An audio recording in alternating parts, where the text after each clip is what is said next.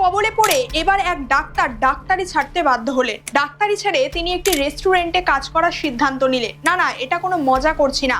সম্প্রতি এমনই ঘটনা ঘটেছে দুবাইতে। যেই প্রশিক্ষণ রপ্ত করতে একটি ডাক্তারের প্রায় 20 বছর সময় লেগে যায় এবং অক্লান্ত পরিশ্রম করতে হয়, সেটাই আজ এআই কয়েক সেকেন্ডের মধ্যে সমাধান করে দিচ্ছে। They pick it up in a second. হসপিটালে এমন একটি টেকনোলজি চলে এসছে যে এবার যে কোনো রোগ শনাক্তকরণ এখন এআই করছে সহজেই। ফলে সেই কাজটি করতে আর ডাক্তারের প্রয়োজন হচ্ছে না।